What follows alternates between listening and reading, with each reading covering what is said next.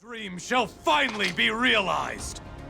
I, the mighty Guan Yu, challenge all that perpetuate the chaos!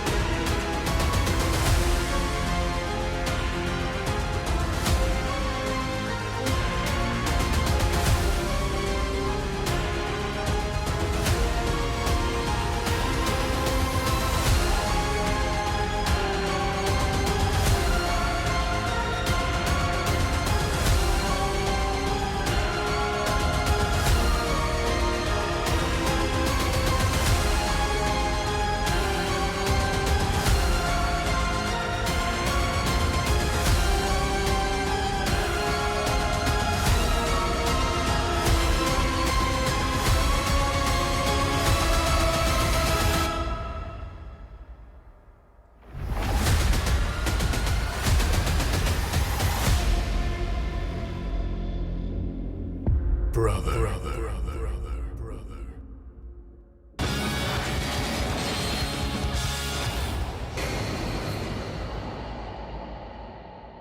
What's going on, guys? Welcome back to the Night Owl channel, and welcome back to the series where we're counting down the top Dynasty Warriors characters as of the latest game. Coming in at number 23, we have the God of War himself, the guy with the most beautiful beard in the game, Guan Yu. Guan Yu is arguably one of Liu Bei's bravest and strongest generals. Despite his spotty military record and arrogant behavior, his Roman to the Three Kingdoms portrayal is known for being a mighty warrior with a studious mind who could cleave apart an army of thousands with ease. His well-kept beard was famous and he was nicknamed Beautiful Beard. Years after his death, he was dubbed one of the 5 Tiger Generals and worshipped as the god of brotherhood, justice, and righteousness. Thus, to this day, it is common to see statues of him on altars at various Chinese shops. So before we jump into how Guan Yu has changed since his Playboy debut back in the first Dynasty Warriors game, an original character of the series, has been around for a very long time. Let's take a look at the popularity polls to see why Guan Yu is all the way up here at number 23. In the first popularity poll, consisting of about 75,000 total votes, Guan Yu received 1,409 of those votes, putting him at the 16th position. In the second popularity poll, he's going to unfortunately drop all the way down to the 51st position. And then in my personal ranking, he's going to jump back up to the 18th position. So Guan Yu, an original character of the series, an original character from the game, he's gone through quite a bit of changes and he has a lot of content involved around him, a lot of relationships within the game, and a lot happens with Guan Yu. So be prepared for a longer video. Guan Yu has a lot to discuss and a lot to cover, so we're going to go ahead and jump right into who Guan Yu is for people who don't know, and then we're going to talk about his changes within the game. So like I said, Guan Yu was a Chinese military general serving under the warlord Liu Bei during the late Eastern Han Dynasty of China. Along with Zhang Fei, he shared a brotherly relationship with Liu Bei and accompanied him on most of his early exploits. The games display this oath of brotherhood with the infamous scene, the Oath of the Peach Garden. Most of the games have this scene within the game, and for anyone that plays the Shu side or the Shu story and plays any one of those characters, you will definitely see this scene or their Oath of Brotherhood throughout all their stories. Guan Yu played a significant role in the events leading up to the end of the Han Dynasty and the establishment of Liu Bei's state of Shu Han during the Three Kingdoms period. While he is remembered for his loyalty towards Liu Bei, he is also known for repaying Cao Cao's kindness by slaying Yan Liang, a general under Cao Cao's rival Yuan Shao, at the Battle of Boma. After Liu Bei gained control of Yi Province in 214, Guan Yu remained in Jing Province to govern and defend the area for about 7 years. In 219, while he was away fighting Cao Cao's forces at the Battle of Fan Cheng, Liu Bei's ally Sun Quan broke the Sun-Liu alliance and sent his general Lu Meng to conquer Liu Bei's territories in Jing Province. By the time Guan Yu found out about the loss of Jing Province after his defeat at Fan Cheng, it was too late. He was subsequently captured in an ambush by Sun Quan's forces and executed. And we'll revisit Guan Yu's death towards the later part of the video because I really want to go into more detail about his death. I think Guan Yu's death within the series is is one of the most impactful deaths within the series,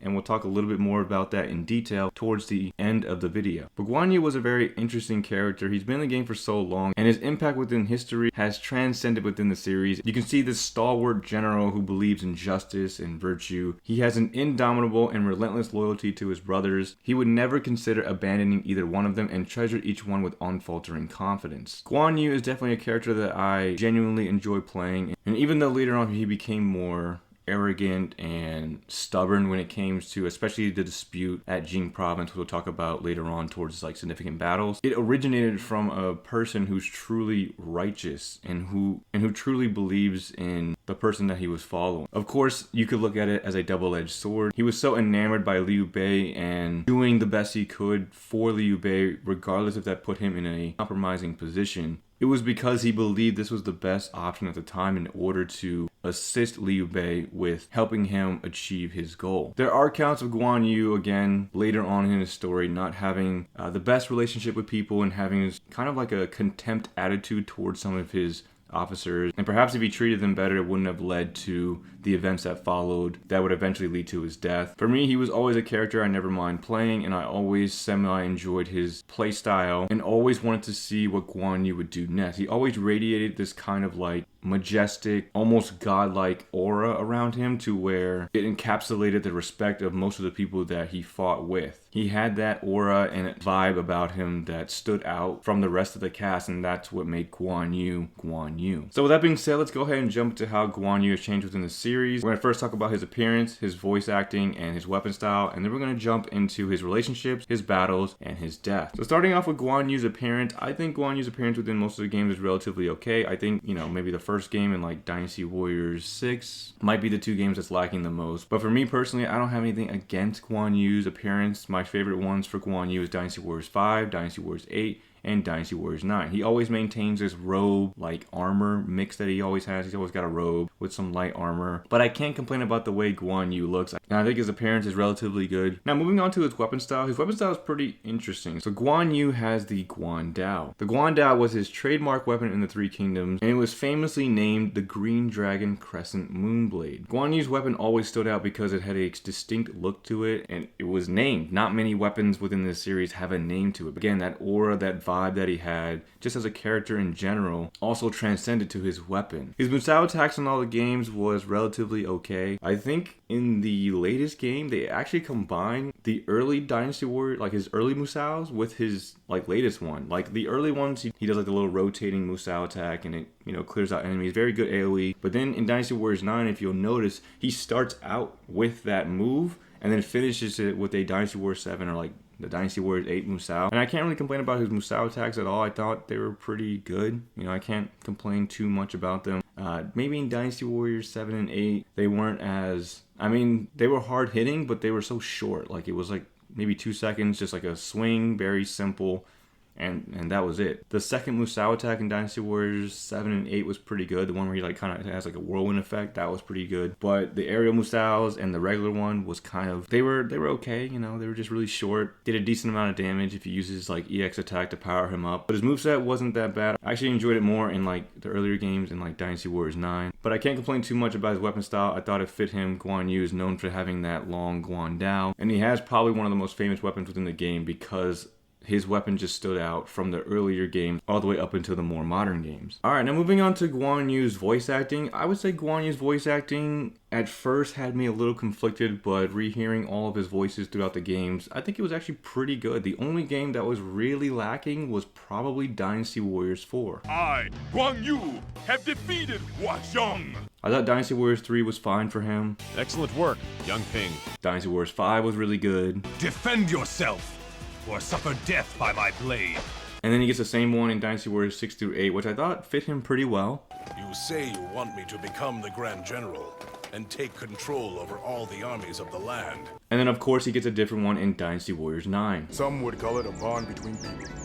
Isn't that so, Zheng Fei of Yan? So for me personally, it's hard to pinpoint which voice is the most favorited for me. I want to say it's Dynasty Warriors 5 or the Dynasty Warriors 6 through 8 one. I really like his voice in Dynasty Warriors 5. It was just a really intimidating voice style. When you were going against Guan Yu, that voice was enough to really prepare you for that fight. You had to sit up in your chair and prepare to fight your best against Guan Yu. Dynasty Warriors 6 through 8 I thought was really good as well. It wasn't the same intimidating factor, but he still had elements of like that magnificent, glorious, benevolent character that he was, along with hints of being one of the greatest warriors of his time. That's what that voice style from Dynasty Warriors 5 through Dynasty Warriors 8 brought. Dynasty Warriors 9 was okay. I thought it took a step down from those voices, but it was definitely better than Dynasty Warriors 4. It just wasn't as good as the previous game. I thought the Dynasty Warriors 9 voice actor did fine, but I think for Guan Yu, it doesn't fit. It doesn't have that same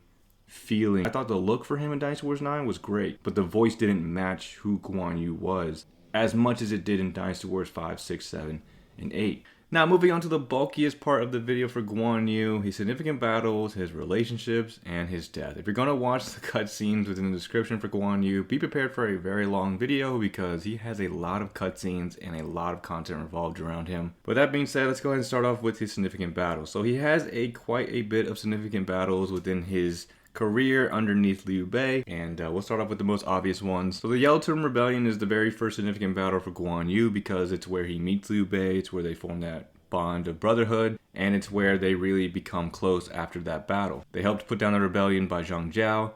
That cements their brotherhood and cements the beginning foundations of the kingdom of Shu. Now, the Battle of Hu Lao Gate. So the Battle of Hu Lao Gate and the Battle of Sishui Gate is very important for Guan Yu. And pretty much most of the games, I think they have Guan Yu killing Huashang at Sishui Gate. Very important battle for Guan Yu because that's when people start to take notice of his prowess within battle. Of course, he already earned it from the previous battle with the Yellow Turbans, but after seeing that he slayed a proficient general in Huashang, a lot of people are starting to take notice of how strong Guan Yu really was. And then at Hu Lao Gate, when Lu Bu appears from the gate and Guan Yu challenges him to a match, he is one of the few characters that actually can go head to head with Lu Bu because of the strength that Guan Yu has. In most of the games, I believe Zhang Fei and Liu Bei are also there to help him, and Lu Bu usually gets the best of Guan Yu, but I would say to some degree that Guan Yu was able to stand toe-to-toe with Lu Bu on some occasions because of how strong he was. Now, moving on to the Battle of Shu Province, an extremely important battle for Guan Yu because this is the battle where he gets separated from Zhang Fei and Liu Bei. Cao Cao drives him out of Shu Province, ends up chasing him out pretty far, where Guan Yu decides to turn around and stop them from getting any closer to Zhang Fei and Liu Bei. Zhang Fei and Liu Bei take refuge under Yuan Shao and leave. Guan Yu gets captured by Cao Cao's forces and actually gets treated as a general under Cao Cao's forces. Very important battle for Guan Yu because this is how he got split up, and this is how he ended up being on Cao Cao's team for the Battle of Guandu, which we'll go right on into it. So the Battle of Guandu was between Cao Cao and Yuan Shao. At this point in time, Cao Cao knew Guan Yu's only intent was to find Liu Bei and go back to him. He served under Cao Cao because of the kindness that Cao Cao was showing Guan Yu, of course, taking him refuge, making him a certain position under Cao Cao's forces, and of course showering him with gifts including the red hair, which was obtained after defeating Lu Bu at Xiapi. So before Guan Yu leaves, he feels like he is indebted to Cao Cao, so what he does at the Battle of Guandu is he takes out two of Yuan Shao's strongest officers in Yan Liang and Wen Chou. After he takes out both of these officers, most of the games have you interacting with Liu Bei at some point, and then Liu Bei retreats. He sees Guan Yu, they retreat from the battle, and then Guan Yu, after the Battle of Guandu, makes his plan to leave Cao Cao, which leads into his next important battle, which is like Guan Yu's escape, like the Battle of the Five Gates. This battle originates from some of the earlier games, and it's still prevalent in some of the more recent ones. And it's basically just a stage where Guan Yu has to pass through 5 gates and attempt to escape from Cao Cao's forces. The 5 gates are usually guarded by people that Guan Yu is close to within the Wei Kingdom, which we'll talk about that in the next section, which is going to be his relationships. But it's a very important battle for Guan Yu because it's like his last test before he leaves Cao Cao's forces. Now, according to history, I don't think there was like physical resistance to Guan Yu leaving. I believe Cao Cao was actually even more impressed with Guan Yu's righteousness, because he is quoted to have said, "A subject who serves his lord but doesn't forget his origins is truly a man of righteousness." Cao Cao admired Guan Yu's character even though he knew that Guan Yu would not remain under him. He did not send his men to pursue Guan Yu when Guan Yu left, so as to allow Guan Yu to fulfill his allegiance to Liu Bei. If he was not as magnanimous as a great warlord should be, how would he allow this to happen? This was an example of Cao Cao's good character. So Guan Yu escapes, he goes back to Liu Bei. From then on, he was served Liu Bei up until his death.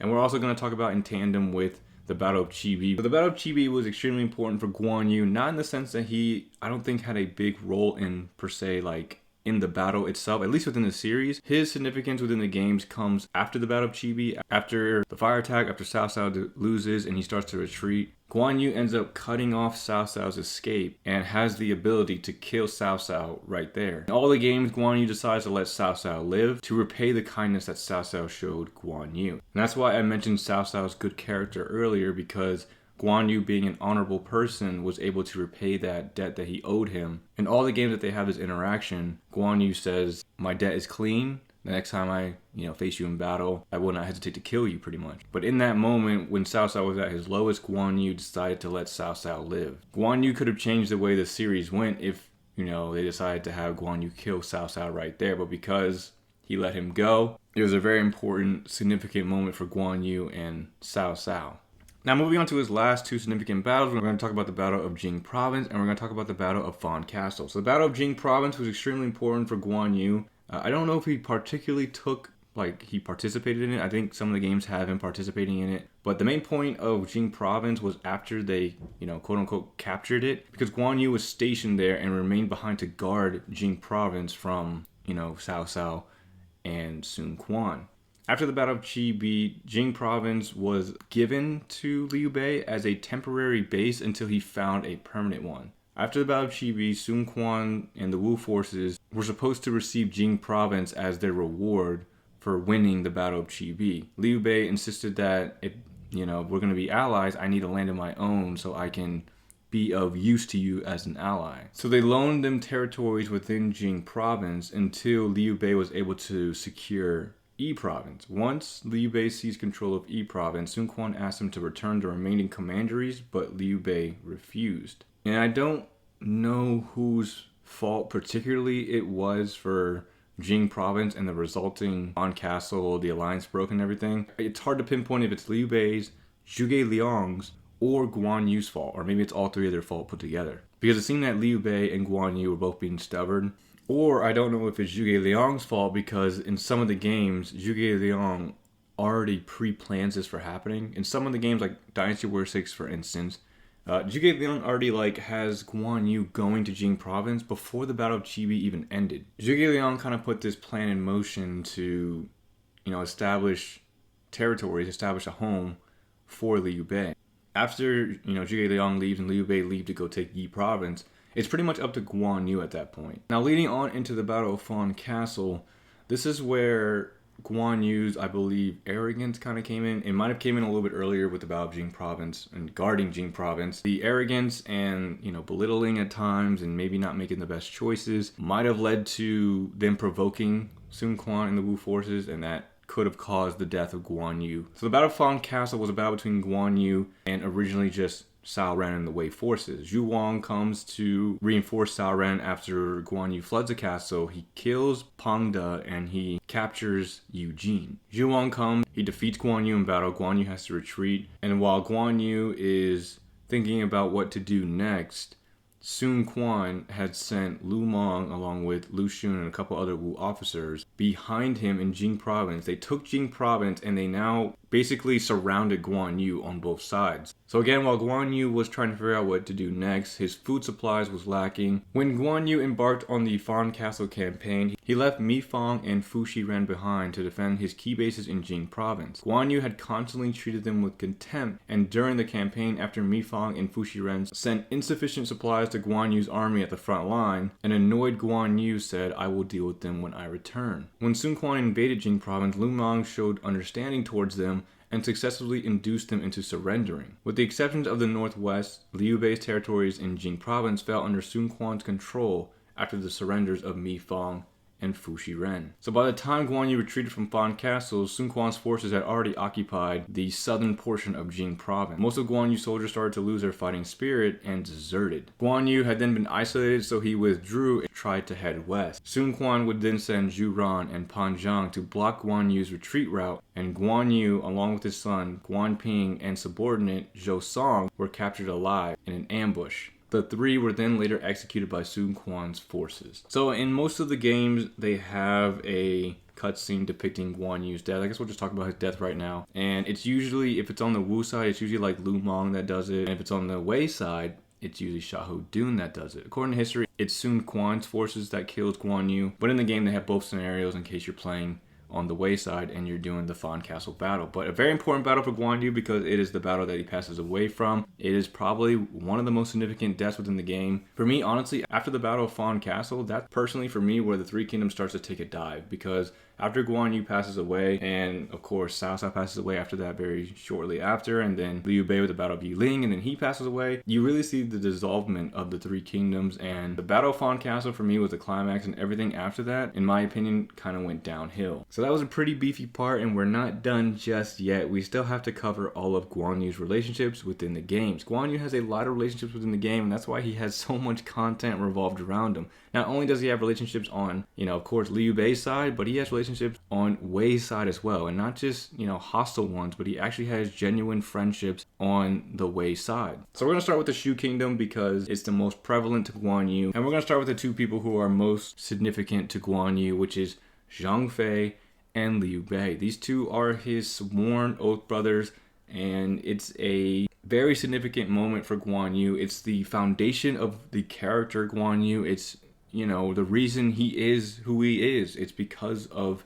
Liu Bei and Zhang Fei. He's able to be so strong. He's able to be so, resilient and become the god of war because he's fighting for those people. Within the game, they have the oath where they weren't born on the same day, but they vowed to die on the same day. And that's why the Battle of Fan Castle was so significant, because it broke that oath. And when it comes to bond within this game, these three have the strongest bond. I mean, Guan Yu was actually separated from these two and still was doing everything he can in his willpower to find them and go back to them. Extremely important relationship with those two. Anyone who's a Guan Yu fan will know how important those two are to Guan Yu and how much it meant for Guan Yu to do the best he can for Liu Bei, which again, I think that's what also led to his arrogance, and then of course being, despised by Wu and leading to his downfall. It's because of that unbending loyalty to Liu Bei. And of course, having someone like Zhang Fei, he respected him not just as a brother, but as a warrior. They were both of equal match to each other. Maybe Zhang Fei was a little bit weaker, but in terms of strength, it was pretty even for those two. Zhang Fei and Guan Yu, the dynamic duo, the sworn brothers of Liu Bei, very powerful, compared to tens of thousands of, regular soldiers. But yeah, very close relationship with those two. Now moving on to his relationships with his family. So his relationship with his children, so Guan Ping, Guan Yinping, Guan Jing, and Guan Suo. You can also throw Zhou Song in there as well, because I wouldn't say he was like a child to Guan Yu. I would say he was more of like a leader, respected leader, and a respected comrade kind of thing. Zhou Song looked up to Guan Yu as a boss, as a leader, and Guan Yu welcomed Zhou Song into, basically his rank. And Zhou Song, along with Guan Ping, they were both there with Guan Yu when, they were surrounded, and, Wu ended up killing Guan Yu. He ended up killing all three of them. Even though Guan Yu felt sorry, Zhou Song's like, I'm here for you. You don't need to be sorry. I'm here for you. Let's give it our best shot until we drop.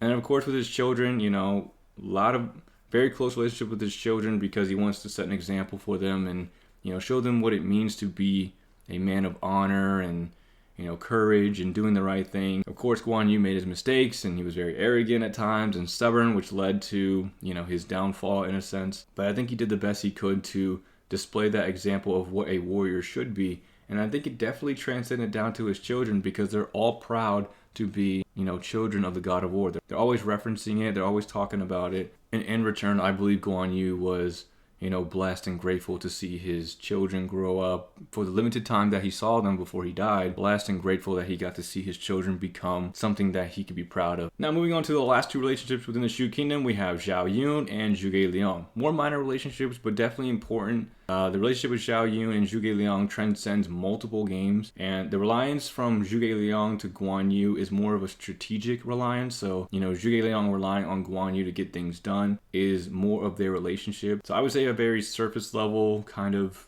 relationship. I mean, Guan Yu was there when Liu Bei went to visit Zhuge Liang. Zhuge Liang was obviously aware of Guan Yu's talents and abilities, and again relied on him to take Jing province and hold Jing province. With the presence of Guan Yu in Jing province, it was very difficult for Wu to just invade and take it back, or for Cao Cao's forces to take Jing province. Like, he had that presence where it made it difficult to get to Liu Bei. If any one of those forces wanted to get to Liu Bei, they had to go through that section. They had to go through Guan Yu and Jing province. And then his relationship with Zhao Yun, I believe, is of mutual respect for each other as warriors. I believe Guan Yu respected those within Liu Bei's forces that were very strong. So I think Guan Yu shared a similar, if not more respectful behavior towards Zhao Yun, because when Zhao Yu entered Liu Bei's forces, of course, Guan Yu was already there, and witnessing his acts of courage and bravery, and of course, crazy things that Zhao Yun does within the Dynasty Warriors series, Guan Yu can't help but respect who Zhao Yun is and the fierce warrior that Zhao Yun is known for. Now, moving on to his relationships outside the Kingdom of Shu, we have first the Wei Kingdom. So I would say he genuinely had a good relationship with Cao Cao, Zhang Liao, and Xu Huang. Zhang Liao and Xu Huang, I think they were actually like good friends. When Cao Cao brought Guan Yu into his forces, Zhang Liao and Xu Huang became very close friends to Guan Yu. And the reason I think that is because it's very similar to that of like Zhao Yun. I believe Guan Yu always respected those who were warriors, who took pride in their training and becoming the best warrior that they could. Xu Huang was obsessed with becoming the best warrior he could be, always training, always finding ways to get better. And I think Guan Yu really admired that about him. I mean, Xu Huang and Guan Yu had some pretty significant cutscenes with each other in the earlier games as well. There are some moments within the games when you approach Guan Yu as Xu Huang, or if you're Xu Huang approaching Guan Yu, the dialogue that they say is very different than the generic thing that they say. And then very similar with Zhang Liao. Zhang Liao has a pretty close relationship because he's always, in the earlier games, they had Zhang Liao in Guan Yu's escape battle. Like the stage, he was there. He was at the beginning of every stage, talking to Guan Yu like, it's unfortunate that you have to do this. I respect your decision, and, you're a really good warrior, and I appreciate everything you've done for our kingdom kind of thing. I mean, there was a point when Guan Yu, before he actually left,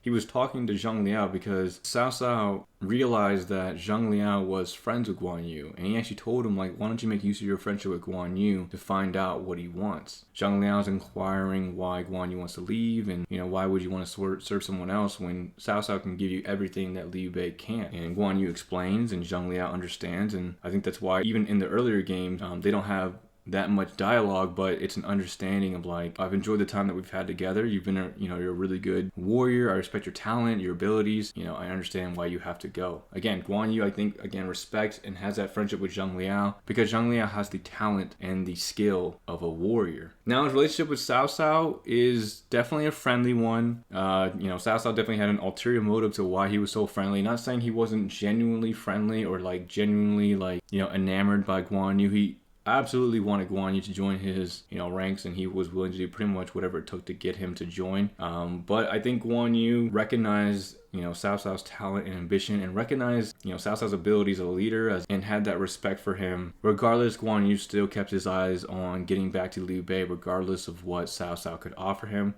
But I think because of their exchanges within the games, of course, Guan Yu letting Cao Cao go after, Cao Cao's at a point of being weakened, and Guan Yu could have easily killed Cao Cao. He let him go just to repay his kindness. And I don't think it was just to repay his kindness, but it was also out of respect for who Cao Cao was as a character. But I think they had a pretty good relationship, and they both respected each other's abilities at what they did. They had a very close relationship up until, Guan Yu passed away. Leading right into his relationship with Lu Meng and Xiahou Dun. These two relationships were very hostile, and the relationship with him and Xiahou Dun was more significant and more of a rivalry than that of him and Lu Meng. Lu Meng didn't like Guan Yu at all. He thought he was stubborn, arrogant. He thought he was taking advantage of the kindness that Wu was showing them. And that's why at the end, when Lu Meng is usually the one that kills Guan Yu, Guan Yu usually respects him as a warrior and is like, you did well, you planned well. You know, it was a good strategy by the men of Wu kind of thing. There are some incidents when Guan Yu's actually upset and he's like, how dare you break the alliance? But Lu Meng within the games was extremely determined to kill Guan Yu and take back that territory for his kingdom. But the relationship with him and Xiahou Dun was definitely a hostile one. Now, I don't think Guan Yu had any hostility towards Xiahou Dun, but the attention that Guan Yu gets as one of the land's greatest warriors doesn't suit Xiahou Dun very well. He always considered Xiahou Dun to be one of his good friends, but Xiahou Dun never saw it that way. He hated the attention that Guan Yu got as a general under Cao Cao. Maybe it's a jealousy thing, or maybe it's insecurity of Xiahou Dun thinking that Guan Yu's really not that great, or I can do just as good as him. Whatever it is, Xiahou Dun definitely has a hostility towards Guan Yu, and when it's Xiahou Dun that's fighting against Guan Yu at the Battle of Fawn Castle, he's the one that ends up actually killing him. Guan Yu, up until the end, always shows respect to Xiahou Dun, even though he loses and he gets killed by him. But the relationship was definitely a rivalry one. I mean, even in one of the games, Dynasty Wars 5, I was way ahead. It was the 5-gate stage. I was way ahead, about to leave. And the dialogue for Xiahou Dun was, wait, come back, fight me. Like, he was like almost like upset that I was going to leave without fighting him. It's just because of that intense, almost hostility Xiahou Dun has for him. Maybe he has, shreds of respect for Guan Yu, but it's definitely a rivalry. He basically wants to show that he is of equal value to that of Guan Yu, which I don't doubt. I think Xiahou Dun definitely has the skill to be on the same level as Guan Yu. But that's pretty much all I have for Guan Yu. Definitely a longer video than my other ones. Guan Yu had so much content around him. Again, if you're going to watch his cutscenes, be wary. There's going to be a lot of cutscenes. It's going to be a long video, but if you enjoy Guan Yu, definitely recommend checking out that video. There's going to be a link in the description for all of his cutscenes within all the games. But that's pretty much all I have for Guan Yu there. A lot of content. He's gone through a lot of changes, and he's part of a lot within the series. He is a main character of the series. He's been in the game since Dynasty Warriors 1. And he's part of the very first battle you play as, all the way up until either Guan Yu passes away or, you go past it in the hypothetical stages. But, he's always been a character that I enjoy playing. He's not like a favorite of mine. He might be top 5. I have to check again. I don't think he's definitely not like a top 5 character for me personally or anything. But he's definitely a character that I enjoyed. I don't mind playing. I always like the warrior style, the honorable warrior type. And Guan Yu is definitely the epitome of that character. Even though, again, I know he has his faults of arrogance and stubbornness, but when it comes to battle, when it comes to, at least within the game, when it comes to battle, he's a very honorable character. Even in, death, even when he loses, he still has that honorable character about him. But that's all I have for Guan Yu here. Again, I thought he looked best in Dynasty Warriors 5, 8, and 9. Voice acting was fine. Moveset was cool. He was a good character. I know there's a lot of Guan Yu fans out there. Let me know what you guys think about him down below. If you guys like him, if you guys don't like him, whatever it is, let me know down below in the comment section. If I missed something about him, just let me know down below, and I will get to it. But that's all I have for Guan Yu here, guys. Hope you guys are enjoying the series so far. If you are, definitely appreciate a like, comment, or subscribe, and I'll see you guys in the next video. Thanks for watching, everyone.